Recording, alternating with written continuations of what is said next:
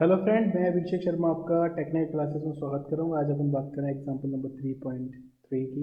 देख लेते क्या है। A 6 metre long hollow bar of a circular section has 140 mm diameter for a length of a 4 meter while it has 120 mm diameter for the length 2 metre. जैसे आपको diagram में दिखा रखा है कि जब 4 मीटर रहती है तो उसका डायमीटर कुछ अलग रहता है, 2 मीटर रहती है तो उसका डायमीटर कुछ अलग रहता है। तो यहाँ पे इन्होंने बता रखा है। उसके बाद जो उसका थ्रू आउट द बोर है वो 80 mm है। थ्रू आउट जो उसका बोर दिखा रखा है, उसके बाद उस पर जो लोड लग रहा है वो लग रहा है आपका 300 किलो न्यूटन। और जो मटेरियल है वो है आपका स्टील का, जो कि उसकी यंग्स मॉडल दे रखी है आपको 200 गीगा पास्कल। तो जैसे कि आपको यहाँ पे दो सेक्शन दिखाई दे रहे हैं, मैं यहाँ पे आपको नोटिस करा दी, एक सेक्शन ये दिख रहा है आपको और एक सेक्शन आपका ये दिख रहा है। तो इन दोनों सेक्शंस को मुझे क्या करना पड़ेगा पहले, क्योंकि दोनों हॉलो सेक्शन है। यहाँ पे इनके क्रॉस सेक्शन एरिया भी दे रखे हैं, आप देखेंगे यहाँ पे क्रॉस सेक्शन एरिया है। तो इस एरिया की बेसिस पे अपन क्या करेंगे, यहाँ पे इनका एरिया निकाल लेंगे। तो अपन एरिया देख लेते हैं सबसे पहले। एरिया क्या है, जैसे A1 में बोलूँगा तो क्या है, π/4 120 का स्क्वायर माइनस के 80 का स्क्वायर।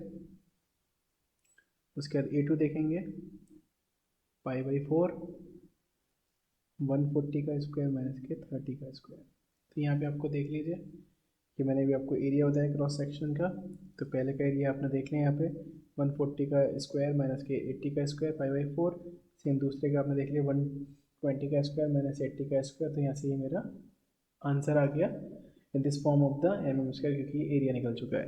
इसके बाद मुझे डिफॉर्मेशन का फॉर्मूला पता है, आप ध्यान से नोटिस करेंगे। डिफॉर्मेशन का फॉर्मूला वही रहेगा जो था change in length is equal PL/AE plus के PL/AE।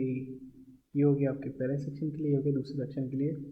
पी की वैल्यू कांस्टेंट है 300 किलो न्यूटन दे रखा था, 300 इंटू 10⁻³ हो गई मेरी यहाँ पे। उसके बाद एरिया आपको पता है कि दोनों के लिए डिफरेंट है तो मैं एरिया अलग लगाऊंगा, पर ई दोनों का सेम है तो यहाँ पे 200 इंटू 10⁻³, इसको मैंने मेगा पास्कल में ले लिया। लेंथ की बात करेंगे तो पहला 4 मीटर था, ये 4 मीटर था। दूसरा 2 मीटर था तो मैं वही लगा दूंगा। 4 मीटर का मतलब 4000। और नीचे आपकी एरिया की वैल्यू जैसे ऊपर दिख रही थी 3300 पाई। दूसरी लेंथ आपकी 2 मीटर थी तो 2000 ओवर लेंथ थी वो थी आपकी 2000 ओवर पाई। तो इसको मैं जब सॉल्व करूँगा तो मेरे पास आंसर आ जाएगा 1.054 mm। तो this is right answer. Very simple problem. अगर आपको समझ में आई हो तो प्लीज़ लाइक ज़रूर करना, शेयर ज़रूर करना। Thank you for watching guys, thank you so much.